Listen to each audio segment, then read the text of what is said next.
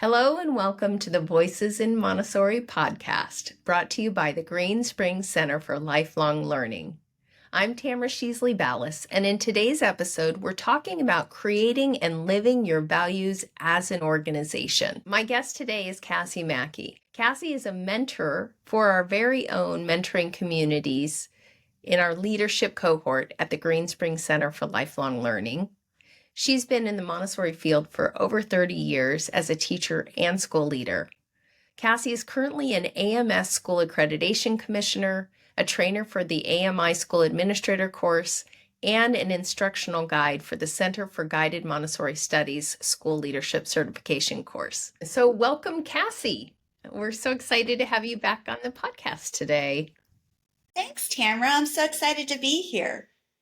We've been talking about this for a long time because today we're talking about values, and what we know is that values frame out how a school or any organization really operates.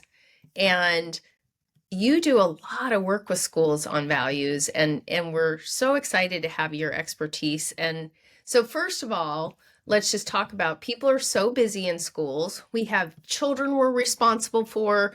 We have parent conversations that we're having. Why are values an important part of any school community? Okay, so before we start, Tamara, I know that you introduced me, so thank you for that lovely introduction. But I am going to introduce you according to my values, if you don't mind. Oh, okay. Okay, so I am integrity, steady and true, a bridge of trust in all that I do. I am respect, both given and earned, a space where every voice is heard. I am courage, speaking with grace, holding the light in every place. I am reflection, learning each day, growing in wisdom, finding my way. I am family, roots held tight, bound by love, a source of light. I am dignity, standing tall, honoring worth within us all. I'm community, open and strong, lifting others where all belong. I am my values, clear and bright, a guiding flame, a steady light. And I wanted to share that with you because You we're left me in often tears. don't does don't I sound like an amazing person, Tamara? You are from you are an amazing person. from those values, because I think as individuals, we often articulate our values with clarity and conviction, and we Mm. believe in what we're saying about what we believe in. And yet, in the complexity of our daily lives, embodying these values consistently is one of, I think, our greatest challenges we face. It's easy to state what we stand for, and it's much harder to align our choices, our actions, our words, and our interactions with each other with these beliefs, especially in moments of stress and conflict and uncertainty. And this goes for schools as well. And that's why I think this work is so important, because it is the foundation of what we do in our Montessori schools. Is we live from a strong belief, we live from a strong pedagogy, but are we taking the time to make sure that we're aligned in it in everything we do? And that's why I believe operationalizing and socializing our values is so important. So there is a strong understanding of what we do here at this school. How do we show up? What do our words sound like? What do our actions look like? How do we hold ourselves accountable in this space and time, to ourselves, to our colleagues, to our students, and to our family members? Wow. So it really, you're saying that having well-established values provide the North Star for the whole community to operate from and really provide alignment around who we are and what we do. And what I have found, they give us the place to go back to when there are questions about how to move forward. Yes. And Tamara, I always say this, you'll hear me say it probably a couple times today, is let your values do the heavy lifting. So it's not Tamara as a head of school saying this is the way it has to be done. It is the values that are saying this. And the values are created through consensus. It is a shared agreement. And I always like saying it's a promise to each other. This is how we're going to show up. This is how we're going to behave in our community. We're not going to get it right all the time. We are going to fumble. We are going to mess up. We're going to hurt each other's feelings. But then we can always go back and look and see where we went off, where we went off track and how we can get back on track. So again, it is something that is not person based. It's something that is organizational based. And what you do from the start with your interview process all the way through is you remind people, or you coach them and you orient them to the values that your school upholds. So they can also decide if they want to be a part of this organization, and they come in knowing that this is an expectation, is to live as fully as you can into the values of your school. That's beautiful. So Tamara, although today we're talking about values, it really encouraged schools to remember to look at their purpose, their vision, and their mission statements as well, because they are deeply connected and they work together to shape the identity and direction of the school. And I want to say it's okay. And it's not only okay, but it's essential to go back and reflect on these over time. Schools should not hesitate to refine or evolve them when necessary to ensure that they are they will continue to align with the community's growth, needs, and aspirations. So values should come first. And a lot of times we'll come into schools and the schools have already been established. They might already have their values, but it's okay to look at them again, because values are the foundation of who we are and what we stand for. And they define what we believe in and guide our decisions, behaviors, and interactions, as we talked about before. And values emerge from your purpose emerges from your values, and the purpose defines the school's deeper reasons for existence, and it's rooted in the core values and the meaningful contribution it aims to make. Vision follows. It outlines the aspirational future that the school strives for, and it's grounded in its values and reflecting what it holds most important. And the vision provides the direction and inspiration, helping the community work towards a shared future. And then, of course, the mission. It articulates what the school does and who it serves. So I think as a whole, it's important to look at all of those. And sometimes people don't understand the meaning of each of those, and so they end up becoming just one ball. And I think it's important for schools to understand that there are 4 different categories, but they all interrelate to each other.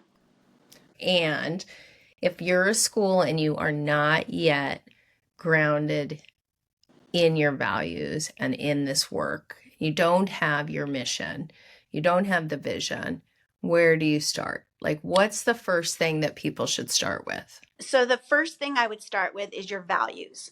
I think that is the most important thing. We talk about creating cultures. We talk about that a lot, and culture is going to happen. Culture is going to happen in a classroom, in a school, in a community. It's going to happen whether you're intentional about it or not. So it's important for you to be intentional about it. And the values are what are the seeds that you're planting, and that is what's going to create your culture. And so think of values as seeds that you're planting to grow roots. And I always talk about values as being your roots. It's what grounds you. It's what holds you steady, especially in those times that are difficult and challenging. So if you take the time to really cultivate your values, identify them first, and then plant them and then cultivate them, it's going to produce a culture that you want to have in your community. And it does this because everybody understands what's being asked of them. It's clear what the expectations are. It's clear what the behavior is and what we're asking of our faculty and staff, our student body, and also our families. Okay, so I want to circle back to how the values create clarity particularly for families. But before we do that, I want to get into the framework that a school needs to put in place to do value work. And what does value work really look like? And how do because it sounds amazing, but here I am, and I'm running a school, and our culture has kind of run away with itself. Maybe the morale isn't what I want it to be. Maybe the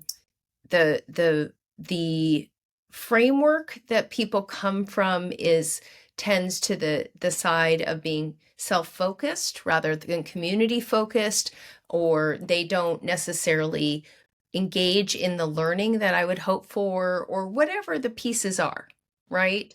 So what are the frameworks that schools need to put in place in order to have values work? And then we'll get into what is that and Okay. what does that look like? So great question. I call it the framework for operationalizing, or I'm still playing around with it, but it's a framework for organizational integrity. I'm thinking about Montessori integrity, but I think it's important for you, as a head of school or school leaders, to think about what is it that we're asking of our community. So I think there's 4 parts to that. And one of them is really establishing what are your top Montessori values or principles. And I say this because I worked with some schools and I surveyed some faculty and staff, and I asked them what their top 5 principles were. And in the same community, they all had different top 5s. And they were all Montessori principles, but they were different. And so there wasn't going to be that cohesiveness or that continuity through the programs. And so as a school, we sat down and we talked about what is this school's top 5 or top 10 Montessori values going to be. And not that you're not going to have the other ones, but these are the ones that we really hold as our core values. So that was where we started. So we got everybody on the same page. And this was really eye-opening to a lot of the faculty and staff members because they were working off of different premises. The second thing we did is we really talked about what the school values were. And I always suggest maybe 4 to 6 values. You don't want to have a whole list. That's hard for some people because they think, but we believe in this too, and we believe in this too. But a lot of times you can have your broad values, and you notice that other values will fall underneath those broad values. So then we talk about the Montessori values first, and then the school values. And the school values, we really focused first on how that looks like in the adult relationships, the adults that are serving the children. And we use those same values, obviously, in our classroom with the students, but they might look a little bit different. The behaviors might look a little bit different. We try to get them to sync up as much as possible, but we meet the developmental ages of everybody in our community. The third thing we did is we talked about, I do with schools, is we talk about the knowledge you want to have, the knowledge you want all the adults in your community to have. And this is really important because I believe that everybody in a Montessori community is a Montessori practitioner. Whether you are Montessori certified or not, you are a Montessori practitioner when you come into our organization. And so I needed to really, and schools should really think about, what does that mean to be a Montessori practitioner, and what is the knowledge that they need to have? So do they need to know the Montessori pedagogy? Do they need to know the curriculum in the program that they're working in? Do they need to know the scope and sequence? Do they need to know the developmental planes? Do they need to know different types of learners? And so I walk schools through the knowledge that they're hoping that the adults will gain. They don't have to come into it with all of that knowledge, especially if they haven't gone through Montessori training, but they know that this is something that's going to be expected of them. And they know that their leadership and the Montessori guides around them are going to support them in this work. And then the fourth thing that we did is we talked about the skills. I can't just have them have the knowledge. I have to make sure that I am supporting them in the skills. So I want them to have reflective skills because we do a lot of reflection. I want them to have management skills. A lot of our lead teachers come out of training and they don't know how to manage the partners that they have in their classroom, their assistants in their classroom. I want them to have communication skills. I want them to have critical thinking skills.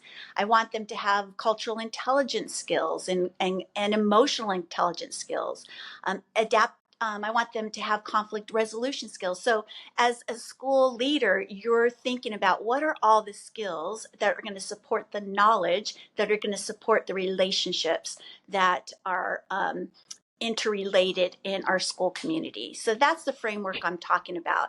And when you put that down on paper, it's such a clear vision of what you're looking for and what you're expecting from your adult community. And it's something to strive for. And then from this, you can provide professional development. You can provide individual coaching or mentorship. It can be part of your observations when you go in and observe teachers or staff. It could be part of your, I call them growth check-ins with your faculty and staff. It really can be related to how you support each individual adult in your community and how they're growing into their Montessori practice. That's beautiful. Okay, so I just want to reiterate your 4 categories Yes. and these all feed the values. Is that right? Yes, so it's interrelated. Okay. So if I were to have a slide, it would just be all, I have all these beautiful colored circles all interrelated because they all affect each other. Okay. So Montessori values Mm-hmm. and then school values Mm-hmm. and then the knowledge that you want your team to have. And then the 4th is Montessori pedagogy. It's the skills. It's the skills. It's Oh, the the skills. So Montessori pedagogy would be under my knowledge. Mm-hmm. And then the skill would be, so Montessori pedagogy, I want them to have knowledge on that. And pedagogical skills would be under the skills list, how they live Mm-hmm. into that pedagogy.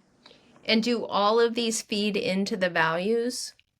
So they're all related to the Montessori values and your values, because the knowledge that you're wanting them to have is going to relate back to the values.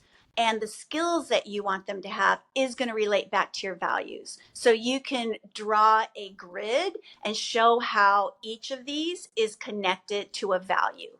All the knowledge you're asking them to have is connected to a value, and all the skills you're asking them to have is connected to how you can live into a value.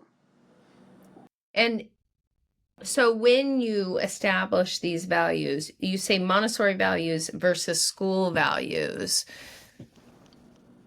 The school values are things like integrity or lifelong learning. I'll share with you all. Let's see if I can remember our 5 right off the top of my head. But we've gone through this process. After I started talking to Cassie, we went through the process as a school community, and we'll talk about how you do that later in the podcast. But we came up with love and lifelong learning and community and integrity and education for peace. And those were our 5 that, hey, look at that. And those were our 5 that, as we went through this process, really came to the surface that the staff community, but we did not have families involved in the process, Right. but our staff community really felt were important. And we're in the process right now of our levels going through, and it's a little different, I think, but creating agreements.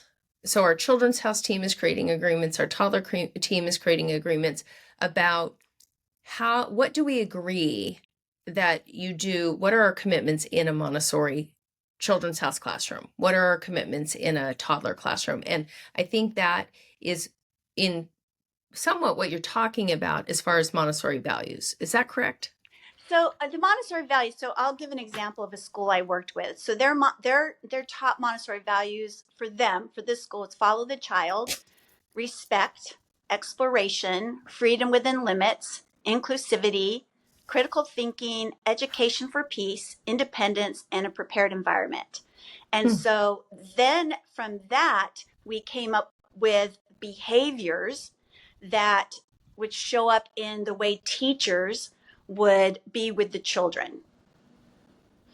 So that was considered their top Montessori values. Now, their school values were different. So their school values were believe that all children can learn, Care for and support all community members, show respect in all interactions, dedicated to service, collaborate with spirit of sharing and teamwork. So those were their school values.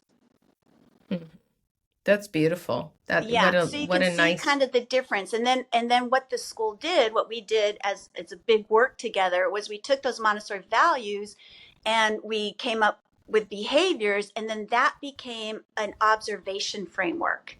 And so that people that came in, or the head of school or the program director, could go in and see how the Montessori practitioners were living into these Montessori values.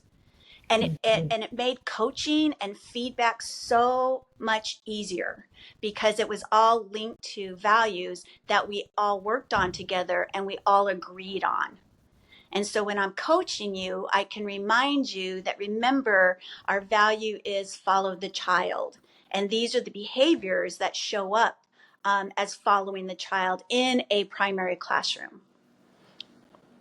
That's really cool. Yeah, I love that concept of having those spelled out. I think we have a pretty good sense of what is important, but it would be great to have it named and Right. listed, and like you said, then it doesn't become personal. Right. It's not anyone's interpretation. This is Exactly. what we say we do as a whole. Exactly. I had one school that one of their values was connection, to connect. And I was observing their school, and there was a lot of picking up children. There's lots of loving on children. And I really appreciate that, because when I was observing, I said, your values connect. And so, but your value is also independence. How does this support each other? And they just dug their heels in and they said, this is how we connect. This is how we connect. And this is how we build independence. And to us, it's two separate things. We're keeping connect. And I love that. And so, but again, they could speak to it. They could speak to it. So, and they can tell me why they do what they're doing and how it was related to their Montessori values. Beautiful. So I think that's important to see that overall. I think it's helpful. You don't have to do this all at once. I suggest just maybe looking at your Montessori values or looking at your school values, starting out in pieces. This isn't something that needs to be done all at the same time, because you want this work to be done in a way that is collaborative and also a way that's intentional. And you want to take your time with it, so that the result of it is something that can really support the growth of the Montessori practice and the adults in your community. I can see that. And for us, I will tell you, we find that we can take on about one undertaking of this type a year, right? So we did our values, I think we did our values last year, and it takes to be able to bring the community into that. It is a time commitment, a labor of love, and incredibly valuable to, I think, the staff to be a part of that conversation, and who are we and what do we stand for and what do we want to be about. So right. I'll share a little bit, and I would love for you to share a little bit about what that looks like in different school settings, because I know when I entered this conversation, it felt overwhelming to try to figure out how would you take a group, you have, let's say you have 30 staff members, and you get together however often you have a professional development day or time to actually work together. What does that look like for schools to actually dig into this work? And then after this, we're going to talk about operationalizing. Okay.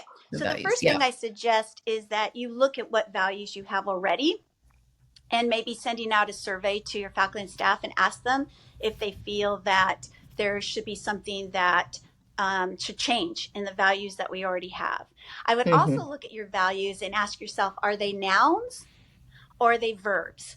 And I really, really recommend schools having verbs as values, because values written as verbs rather than nouns can be more impactful, I think, and they're actionable. And they really emphasize the action and the active practice of those values. So there's not this idealistic view that are just painted on our walls or are in our handbooks, but it's something that's really active. So that's the one thing I say, just start there. Just start looking at your values. And if you haven't come up with values, then I suggest that a leadership team sits down and talks about what they feel might be the top 10 values that they would have for their school, and then send out a survey, something that's really low impact that they can send out to their faculty and staff and ask them to comment on it and ask them if they have any other suggestions, and then maybe vote on it that way. And then I would maybe have a kickoff, at one of your gatherings, a kickoff. I have gone into schools and done kind of a overview of the benefit of this value work and what it's going to look like. Definitely a head of school can do that. And then ask them to start thinking about what value they might be particularly interested in exploring. And then ask for them to, and have them mix. So it's not just all primary or not just lower elementary, but have the programs mixed, have as many faculty and staff members a part of this, and ask them to become part of a hive. I call them hives, busy bees. And so ask them to become part of a hive, and then they are just going to be working on one value that is a verb. And they're going to come up with behaviors that are really going to support the adults in that community. And then pick a time that work needs to be done, and then come together as a whole group, and they are presented, and then there is a dialogue about it and a discussion. And you can always even put that on a shared Google Drive, so that people can comment on it, and then you end up coming together as a community and you vote on it. So it's something that can be interactive, but something that also can be done within a time frame. It doesn't have to be done all in one setting. I've done that with schools where they do a retreat and one whole morning is dedicated to this work. That works as well because everyone's into it, everyone's sharing their ideas. So you can do something like that as well. I will say, I think that the bringing everybody together, that's how we did it. We had everyone, I think we had everyone list out their top 10 values that they thought we embodied and as a school community, and really what made them proud of who we were and the essence of who we were as a school. And then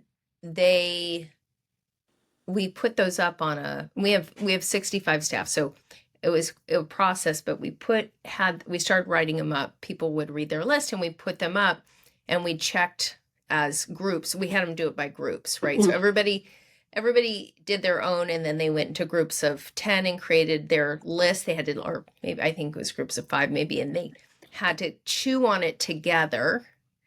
And then those lists came up, and we got to put together a big list, and then we were able to combine things. And then from there, our team leaders could take that information and really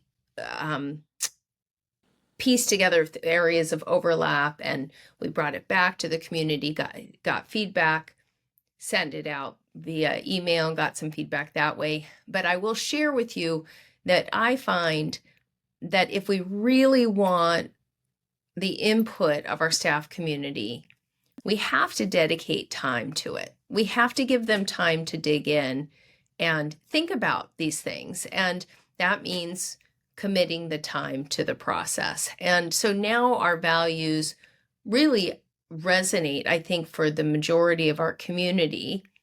And the area we're working on now is how really bringing those in to all of our different areas, because it's easy for them to sit there on the wall. But then, how do you had some nice suggestions, but let me ask you that. You're part of how you're making sure they're alive and vibrant and really embedded in the community is they're operationalized. So talk about what operationalizing and socializing the values means and how you do that in a school. So operationalizing values just means translating this abstract idea into concrete behaviors and measurable actions.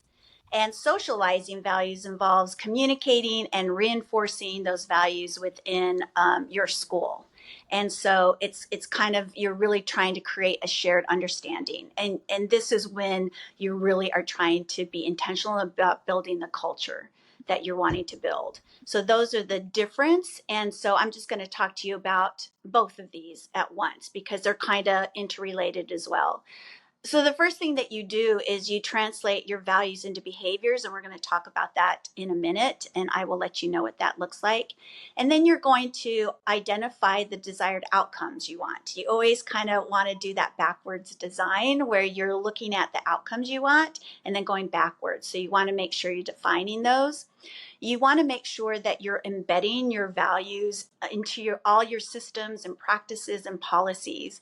And so I even suggest in your strategic plans to have a column there that has a place where you can put what value this goal is meeting, so that it's always part of the conversation. And I ask faculty and staff to do that as well when they are deciding on field trips, or they're deciding on bringing in a speaker, or they're deciding on a curriculum or adding to the curriculum. How does it support their classroom values as well? You want to make sure that you incorporate the values into leadership. Nothing falls flat like a leadership team that is not living into its values. So we always talk about how important it is for leaderships to really show up and model and be the example of living into the values. We use values in decision making. So again, it's not what Tamara wants. It's let's look at our values. This is the question at hand, or this is the problem we're trying to solve. Let's look at our values. What do our values tell us?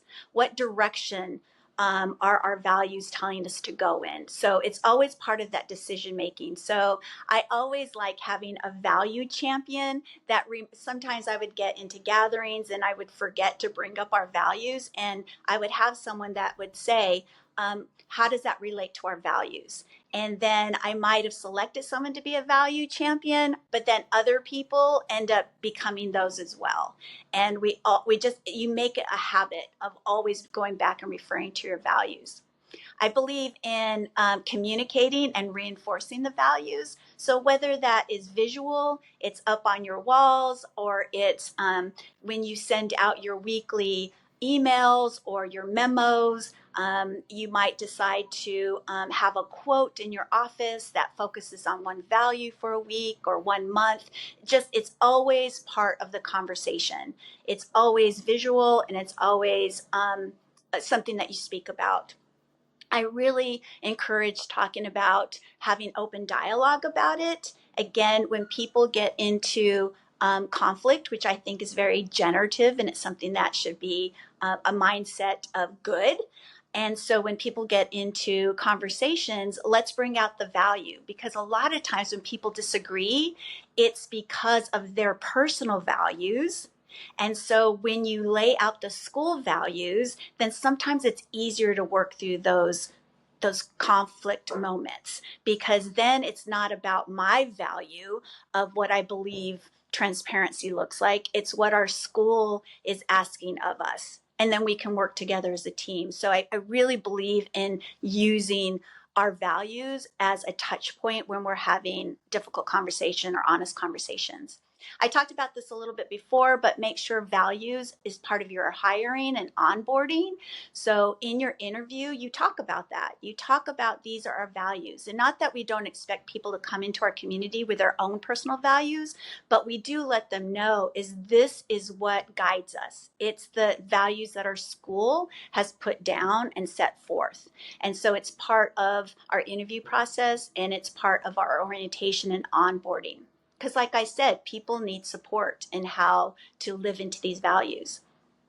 It's important to have a feedback loop. So every once in a while, twice a semester, maybe 3 times a semester if you're just starting this work, is send out a survey or walk away and ask people how they feel. If they feel the outcomes that we set down, are those happening? Because we are working on our values. How do you feel personally? How do you feel that our community is doing? So provide some sort of feedback loop to support getting, you want to make sure you're adapting to the environments, the community's needs, and you want to hear feedback. How is this going?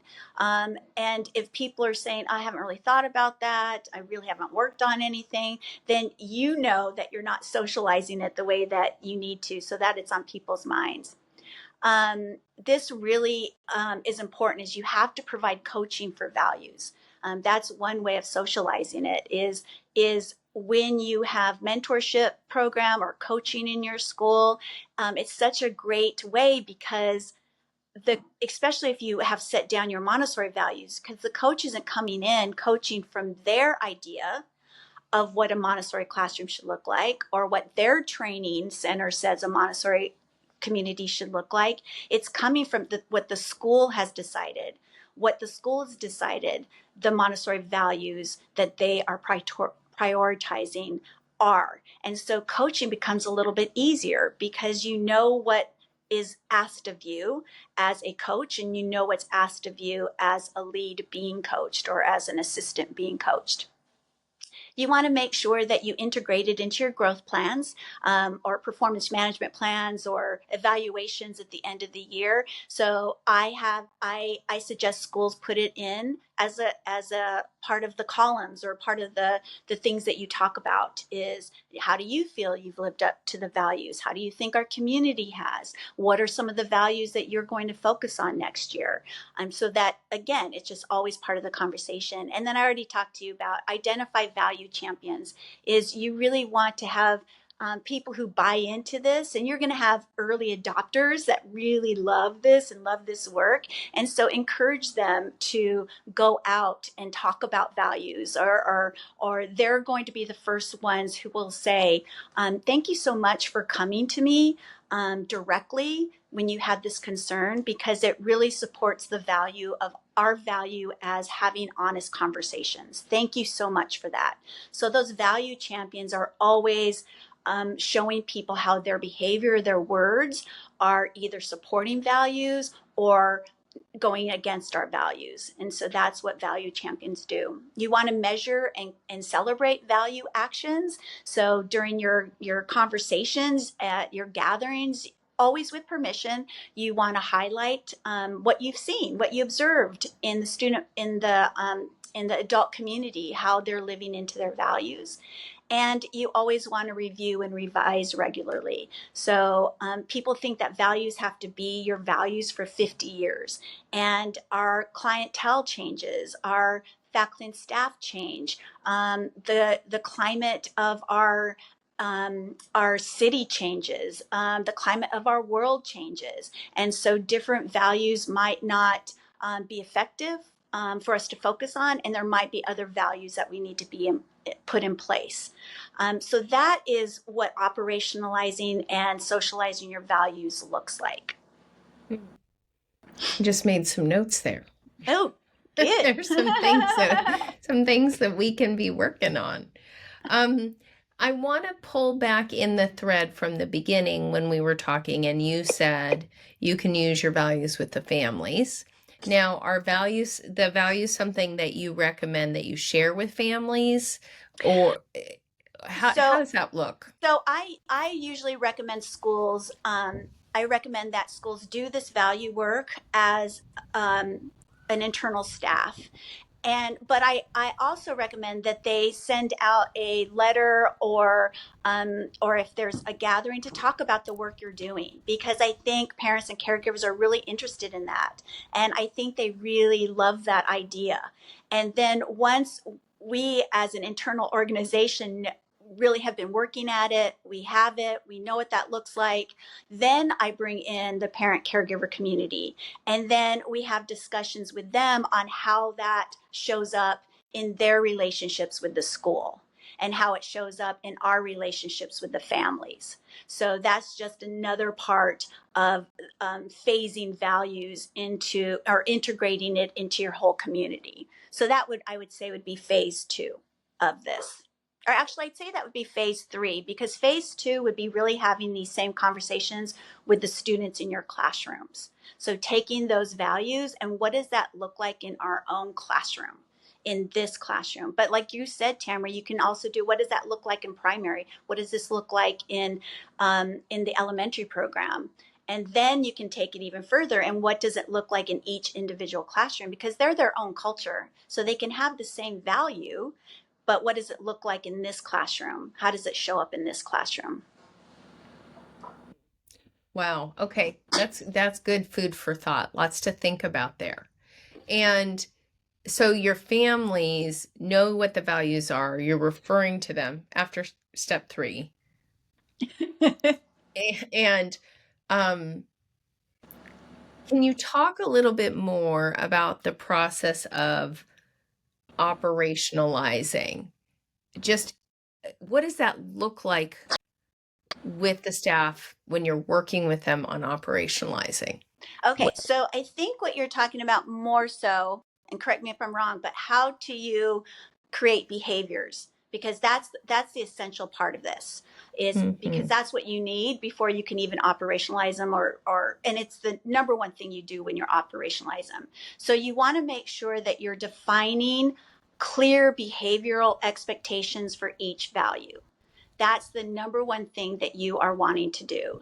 And so when you're doing that, this gets tricky because, for example, if your value is we practice integrity, let's say, all right, so one of your behaviors might be always follow through on commitments. So that's very clear. I can observe that and I can measure it. So you want your behaviors to be observable, you want them to be coachable, and you want them to be measurable. And those are the 3 things I would have to keep telling people that were doing this work. The statement you said was beautiful, but how can I observe that? How can I coach that? And so they would have to go back and rephrase the statement. So again, can I observe it? Can I coach it? And can I measure it? Another behavior for we practice integrity might be admit mistakes and take responsibility for correcting them. And so again, can I see that? Yes. Can I coach that? Absolutely. And can I measure that? Absolutely. So then you would go through your each value, and this is what your hive or your committee would do, is look at the value of we practice integrity and what does that mean for our community. And you're really looking at what your school does well, but really looking at filling the holes of where we're falling short on how we're showing up for each other as adults. And so in one school, I asked them what they felt respect was. And it was interesting because the administrative staff, they kind of all, raised their hands at once. And I said, what do you feel that is? And they said, and this is where always follow through on commitments, was they just needed paperwork in on time. Like they felt that was respect. And that wasn't really in the heads of our teachers or our assistants. That wasn't really something that they even thought about. And of course, if they really took time to think about it, it was a district school, so they had to make sure they had paperwork so they could get it to the district. There was a ripple effect. And so it really opens up these conversations of, oh, wow, I really wasn't showing respect to the office staff because, I was under the impression that, I could bring it in any time that I found time to do it. Like my number one concern was with the children. So that's what you start doing, is you really start adding behaviors to these values. So for example, if we collaborate is one of your values, you might have the behavior actively seek input from others before making key decisions. So that's a great behavior is I'm going to, I have this idea, but I'm going to go to 3 different people and ask them. I can coach that, I can observe that happening, and I can measure that. And so another one for we collaborate could be offer help to team members without being asked. This is a big one. This is something that, again, I can observe, I can coach, and I can measure. So did that answer your questions about that part of it? As Yeah, I far as love how to that. seek I love behavior. that process of just getting clear. And how many, for each value, how many actionable behaviors would you recommend? Because Okay, that can be mammoth. right. And so again, that's where the conversation comes into what is it that's going to really help elevate our school at this point in time?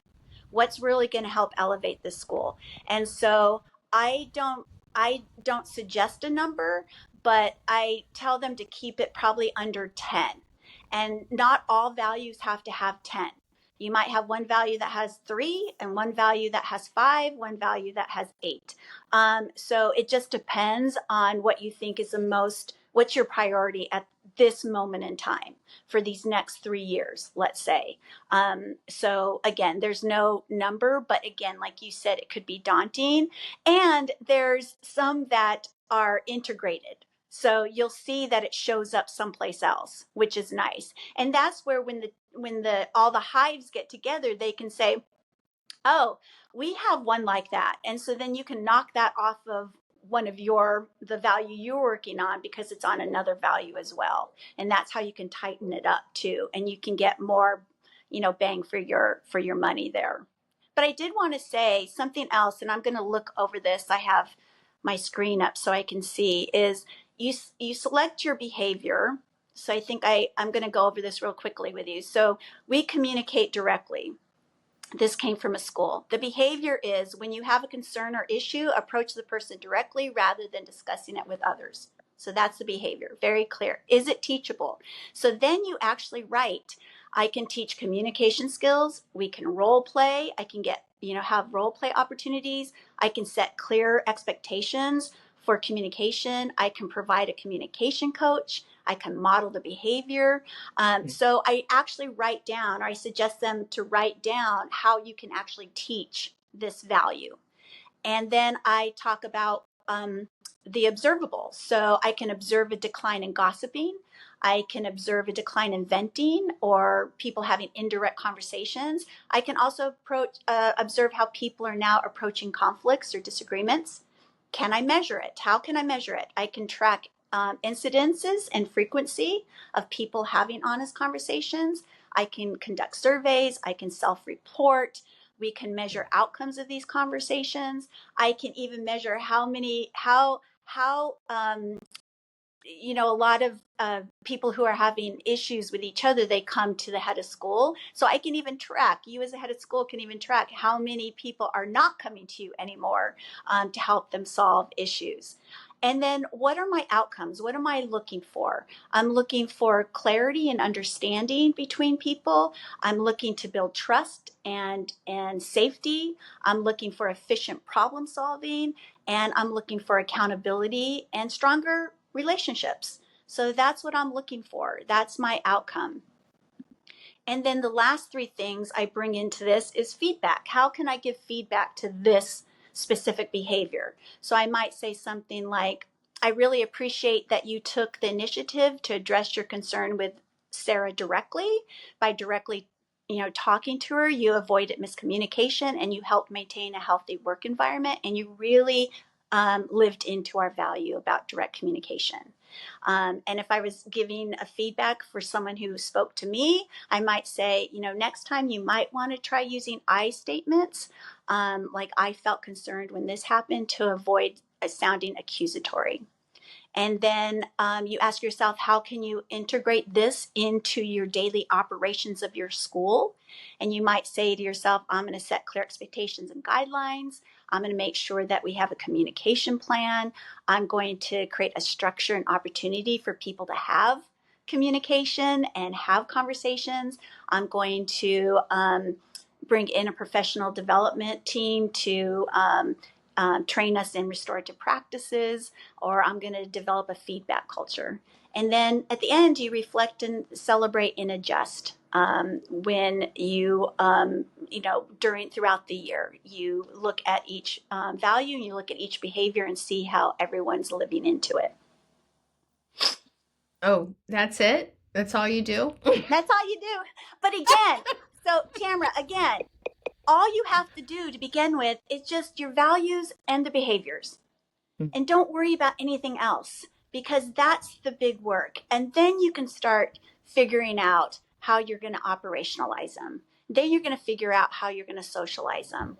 But you're going to get such great results if you just identify your values as verbs and you create action behind them and behaviors.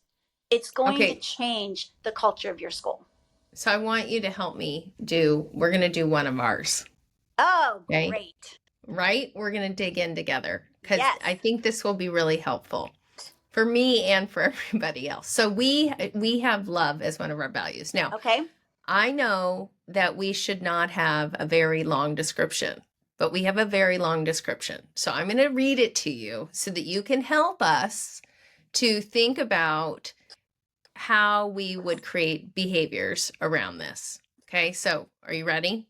I'm ready. Okay, so we have love is our first one. It says, love is the principle that elevates and sustains healthy relationships. It is the foundation of our work and connects us to our cosmic task. We endeavor through the practices of observation, clear communication, shared respect, and joy of life to create a field of love, a safe space where human, social, and spiritual nature meets. We bring love into each interaction, seeing the innate personhood of all, honoring each unique spirit, and grounding our relationships in empathy, kindness, gratitude, and goodwill. Okay, Tamara, that's gorgeous. That's beautiful. That's beautiful. That makes me want to cry, because that is what we want for all our schools.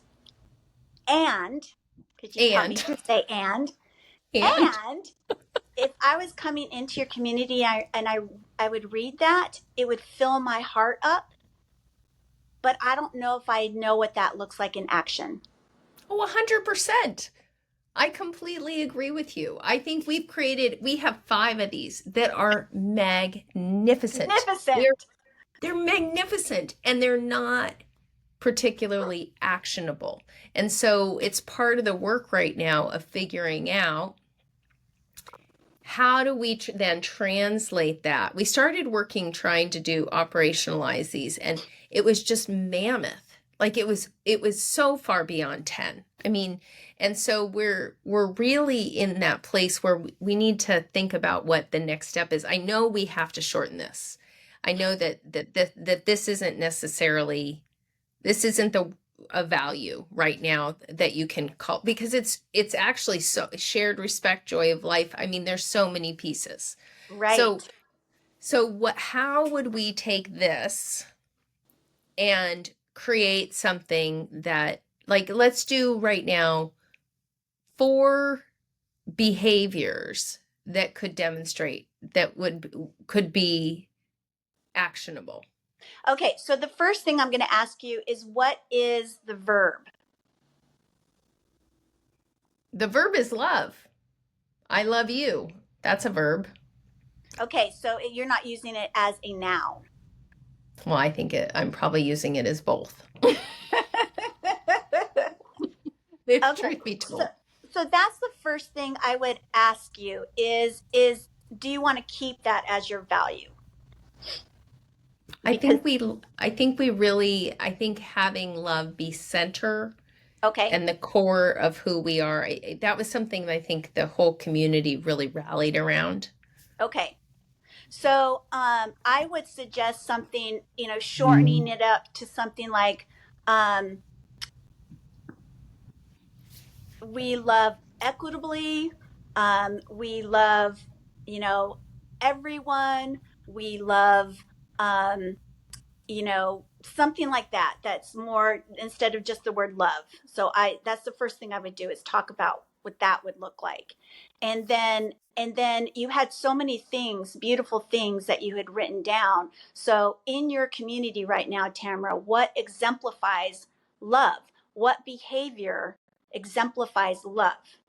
And not only that, but I want you to think of what behavior isn't exemplifying that you want to make sure that is addressed and is focused on as you move forward. So those are the two questions that I would ask you. I think that we have love present, really clearly have love present in almost all of our interactions with children. I think it is I think we do a very good job of, we don't blame the child. We hold the child as sacred. We behold the child who's in front of us, and we bring love and connection to that relationship. So Okay. to answer, yeah. Yeah. So what would one behavior be for that? What do you want to see? We are loving in our relationships with children. Okay. So that's very broad. Okay. So it's very broad. So let's whittle it down. Okay.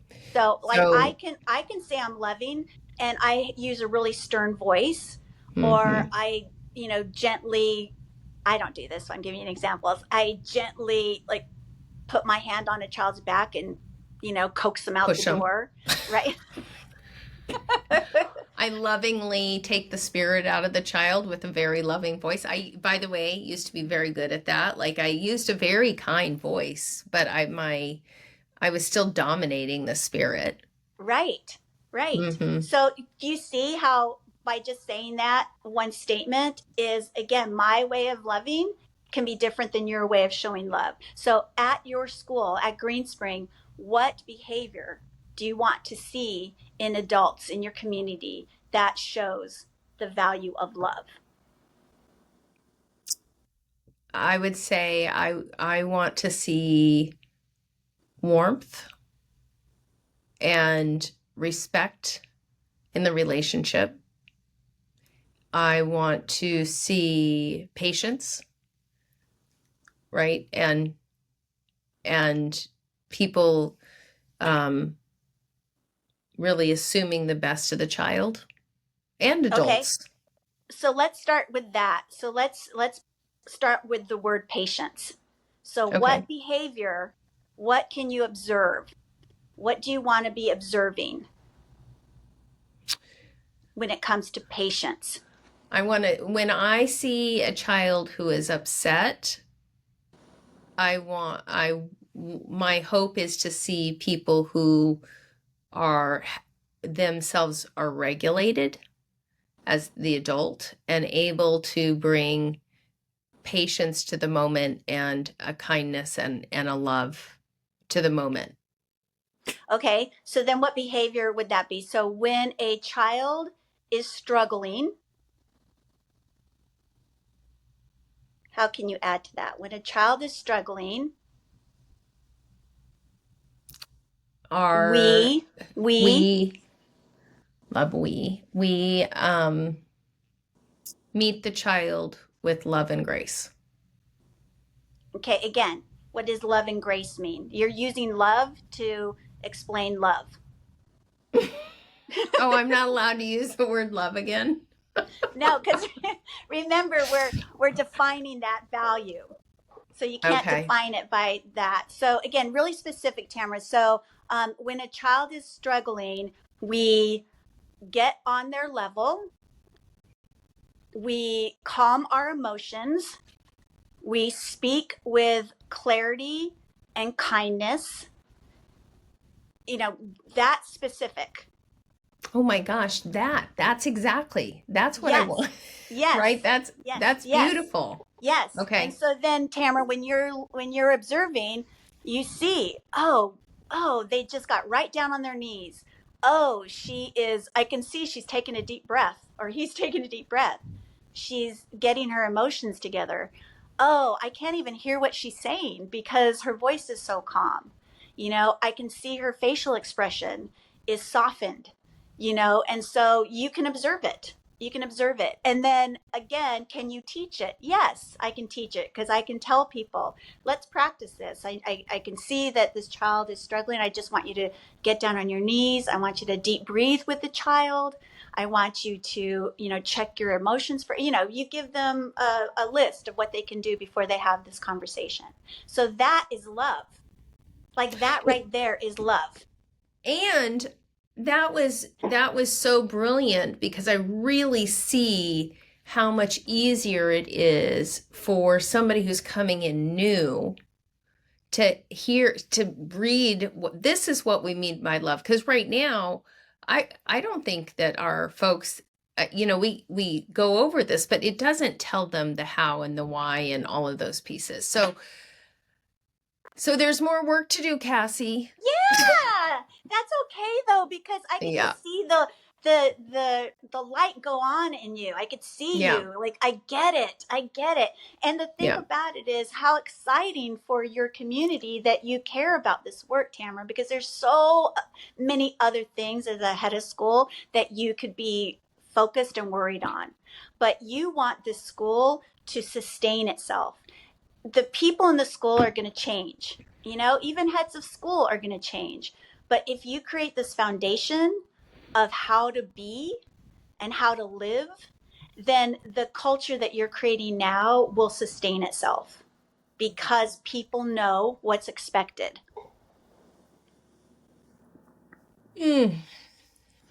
I love that. I really do love that. And I think that is probably our big work right now. We're digging into nonviolent communication and we're focused on learning how to support children who need accommodations. So those have been really big focuses for us. And it's time for us to cycle back and to really dig into this again.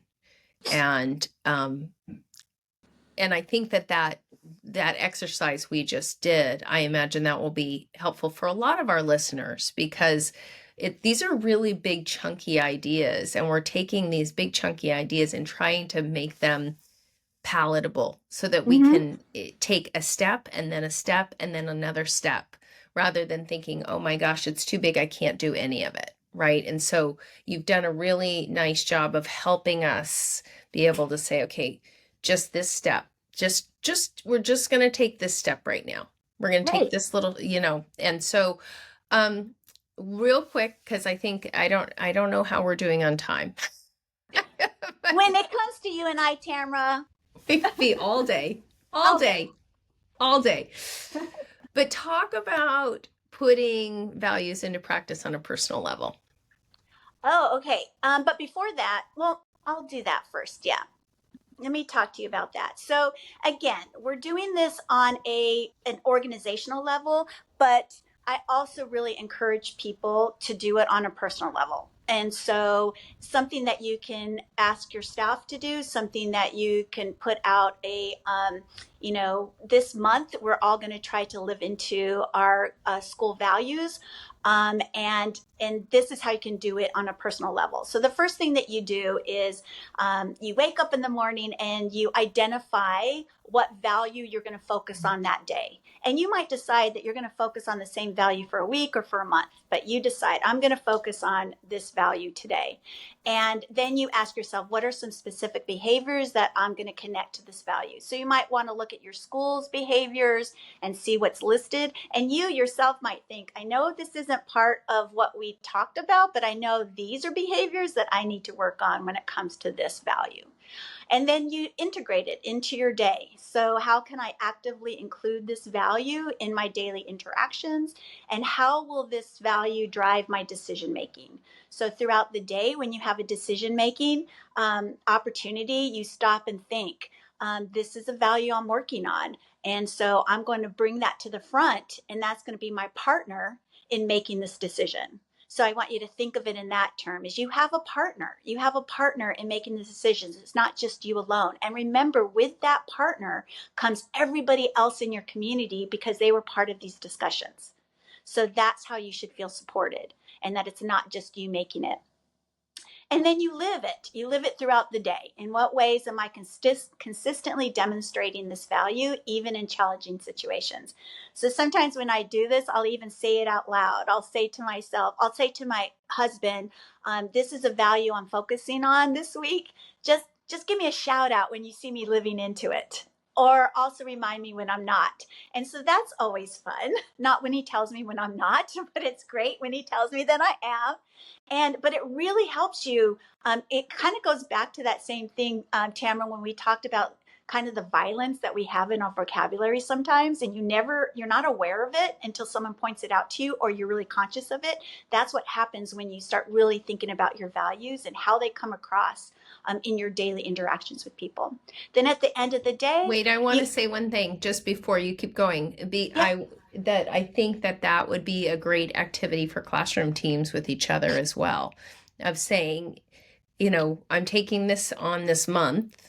Help Yes. me, let's point out for each other, what value do you want to take on? Here's a value I'm going to take on. Yes. I'd love to do that with the teams Oh, next good year, idea. I'm and going to even add that. our admin teams, and Yes. bringing that life to it as individuals. Yes. Oh, I love that. Yeah.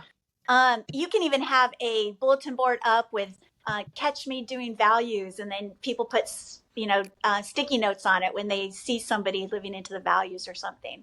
Oh, That'd be that's really cool. great. Yeah. That'd be great. Yeah. And then at the end of the day, you reflect on it. Did my actions today align with this value? And you ask Mm-hmm. yourself what I could do differently next time. And then you grow. That's the great thing about it. How can I deepen my practice of this value, and what feedback can I seek to improve it? So you just don't let it go there. You say to yourself, I really need to work on my emotional regulation or whatever. I'm going to read a book on emotional intelligence, or I got this wrong, so I'm going to seek out this person who I know really gets it right. So when you reflect, you want to make the next step growth. And so in that growth, how are you going to do that? And do I need other support to do that? So we're looking at where we're going as well as where we are right now. Right. Okay. So last question. What are the outcomes of doing this work? So the 3 outcomes for doing this work, and I'm sure there's so many more that when schools do this, they might come up with their own.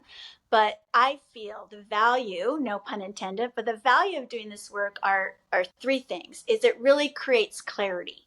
It creates Mm-hmm. clarity because when you give your value specific behaviors, it really helps people know what to expect, and they know what's desired, they know what's being encouraged, and they're celebrated within their school community. And everyone can refer back to the same set of values and the same set of behaviors when making decisions. So that's the number one thing. It really creates clarity. And as you know, Tamara, clarity is kindness. It creates alignment. So outlining what behaviors are relevant to your school's goals and priorities, and outlining how they can be demonstrated in day-to-day application can ensure that everyone is on the same page and that you're working towards the same goals. And when people see their behavior aligning with their school values, this is what fosters belonging. This is what fosters belonging. Belonging doesn't just happen. Belonging is when people are invited to the table to give their opinion of how we should show up in a community. And so their voice has been heard. Their voice has been prioritized, and we've created this amazing framework for us all to live into. So alignment is really important. And the last one is it creates accountability. And as Tamara, I love using the word able. It helps us be able. It really, and I've said this to you before, but as a head of school, as a principal, it's hard to create a safe space because I can't guarantee what families or parents are going to do or say, or what colleagues are going to do or say to each other. I can't even really create a brave space because usually a brave space really takes the onus on people who are marginalized or who have less privilege or power. So now I'm making them be brave and not everybody else, but I can create an accountable space. And that's what this does. When you create values and you create behaviors and expectations behind it, then I can create an accountable space.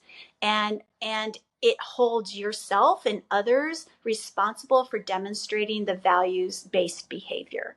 And it offers a straightforward standard of behavior. And with a culture without accountability, your school will lack a meaningful way to reinforce the importance of these values. And it allows for fair and transparent assessments of how well individuals embody the values. Let the values do the heavy lifting. Great. I love that. Woo! Bravo. That's so good. I do need to listen to this maybe 6 more times. There's Okay, so but much Tamara, meat in here. I have one more thing to say, but I want you to Yeah. close your eyes. I want everybody who's listening to this just to close your eyes. Unless you're driving. Unless you're driving, please don't close your eyes. All right, so just close your eyes. When a Montessori school truly embodies its values, when they don't just speak them but live them fully, something extraordinary happens. The seeds planted in the hearts and minds of the community begin to grow. These seeds become roots that stretch deep and wide, reaching far beyond the immediate school environment. These roots connect to other communities, sharing nutrients, care, and support. They create a network of growth and resilience that benefits not just individuals, but the entire ecosystem. Over time, what begins as a single seed grows into a vast forest. The forest is a symbol of interconnectedness and purpose, where every person contributes to the health and vitality of the whole. Together, they give the world what it needs to thrive. This vision is what makes Montessori education so powerful and essential. By grounding ourselves in our values, by relying on them in every decision, interaction, and practice, we create a foundation that can withstand the greatest of storms. And from that foundation, we grow into something larger, something stronger, and more impactful than we could ever imagine. And that is how we save humanity. That's so beautiful. That's so beautiful. Thank you, Cassie. You're really, welcome. Thank you.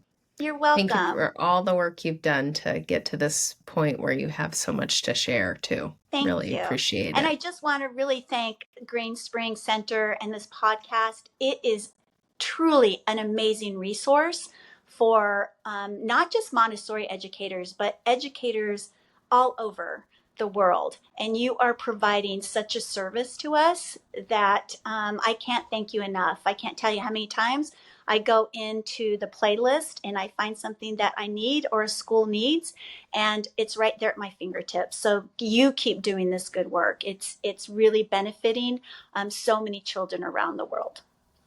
Well, thank you. That's exactly was our goal. So thank you. We knew we needed to be able to give people high quality so that you can trust it, and with experts that really, so that you have a stable of input at any given moment. We need it, because the truth is that Montessorians are aging. The generation who really shepherded in Montessori is aging and leaving us. And now we want to make sure that this is immortalized and that we have this to share with next generations. So thank you. I appreciate that, Cassie. Thank you, Tamara, for having me part of this. All right. And for you listeners, we want to say thank you to you all for spending your time with us today. Take a look at our website at greenspringcenter.org to view the show notes from today's episode, and you'll find Cassie's information on our show notes page. Listeners, we invite you to subscribe to our podcast to hear the latest episodes and join in the conversation on Facebook and Instagram. As Dr. Montessori said, an education capable of saving humanity is no small undertaking. We agree, and you all are doing that work. Thank you for everything you do, and we'll see you next time.